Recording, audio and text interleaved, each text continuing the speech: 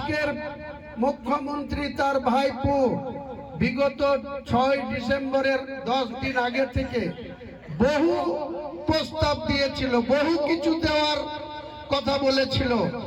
এখনো বলছে যে একটা টিকিট দিতে চাইছিল না, একটা বিধানসভায় ভরতপুরে আবার টিকিট দিবে কি দিবে না। আমার পিছনে দুটো ব্লক সভাপতিকে আমার বিরুদ্ধে, জেলা সভাপতিকে আমার বিরুদ্ধে লাগিয়ে রেখেছিল। এখন কেমন লাগছে? এখন বলছে মুর্শিদাবাদের 22টা সিটের মধ্যে 14টা তুমি নিয়ে নাও আর 8টা আমরা নিই, যে আমাদের সঙ্গে থাকো। লজ্জা করে না? আজকে 14টা সিট ছাড়তে চাইছো, 22টাতেই শূন্য করব, 22টাতেই ছিনিয়ে নেব।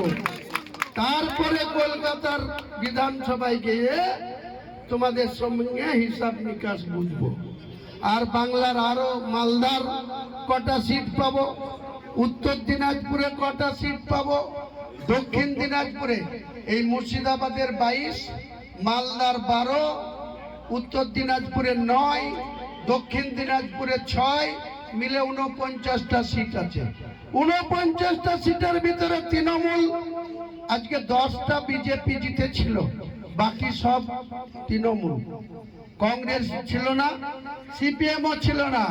আগামী দিনে অপেক্ষা করো, 14 ছাড়তে চাইছো, 49-এর ভিতরে 35 জিতবো, 49-এর ভিতরে 35 জিতবো।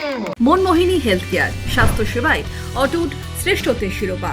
জেলায় প্রথম robotic knee replacement, cardiology with cath lab, neurosurgery, specialised trauma unit থেকে স্পাইন ট্রেন, একগুচ্ছ পরিষেবায় নিয়োজিত।